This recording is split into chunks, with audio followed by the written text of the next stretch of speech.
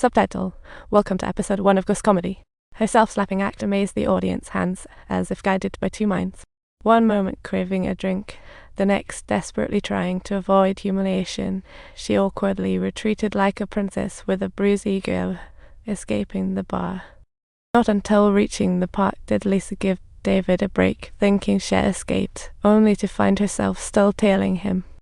Even Lisa was puzzled about why she followed David. Maybe it was because only David's eyes were capable of seeing this way. She actually believed David could help her out, so David decided to help Lisa retrieve her lost memories, although it felt like a slapstick comedy.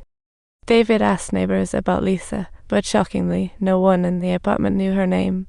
They only knew she rarely went home. Just when she felt down and out, she stumbled upon an old receipt at home, a golden nugget of a clue. They followed the address to a dry cleaner's, where the owner scrutinized the receipt and finally exclaimed about Lisa, sharing some mysteriously vague details. She described Lisa as stunning yet reclusive, always gloomy and rushing as if late for something urgent.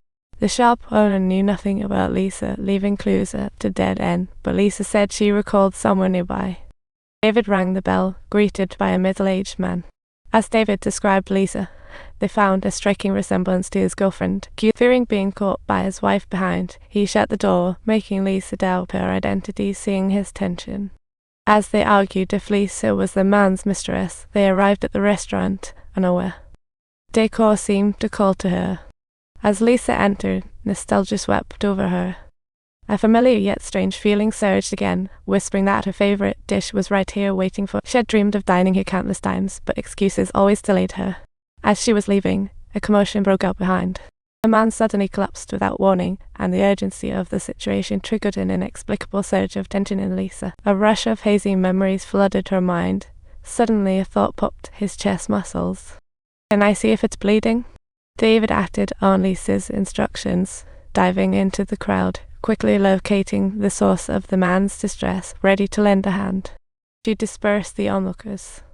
Though saying she dared not, she mustered courage facing the dying man.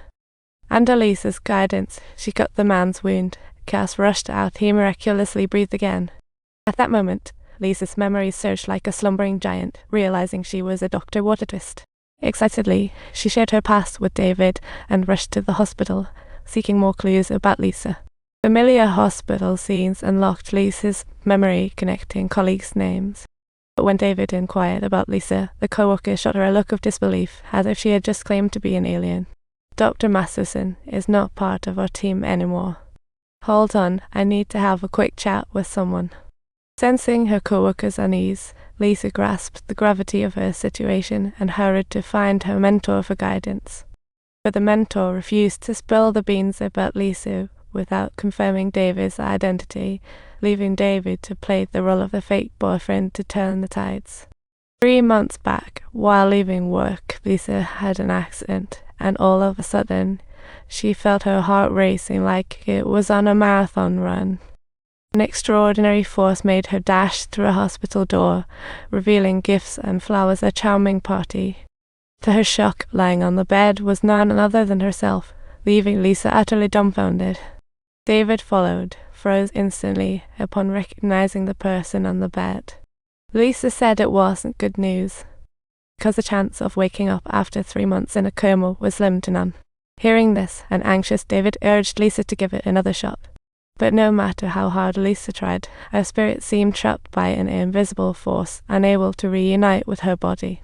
David could only soothe Lisa, assuring her there must be other ways to tackle the problem as she reached for Lisa's frail hand. Surprisingly, the soul state of Lisa felt the warmth from David's palm, reminding her of that warm milk tea feeling. This shows soul and body aren't truly apart, but the mentor's arrival interrupted. The mentor, worried about David alone, urged her to leave. Lisa didn't cling to David this time. She made up her mind to stay behind, seeking a way back into her body, while David felt her eyes welling up with tears at the thought. "Goodbye, Nasps. Farewell." Lisa wandered aimlessly in the hospital like a lost little ghost, unnoticed by anyone until one fate her sister visited with 2 nieces. But even the strongest sisterly bond couldn't penetrate the invisible barrier that kept Lisa hidden.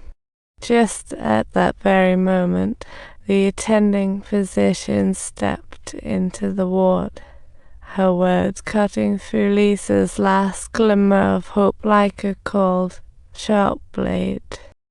The doctor stated that Lisa had no chance of recovery, even suggesting her sister to unplug the oxygen machine to free her, also relieving the family from the burden of exhaustion. Though her sister reluctantly left the room, the doctor kept pushing, and Lisa desperately tried to protest from behind a too bad no one could hear her.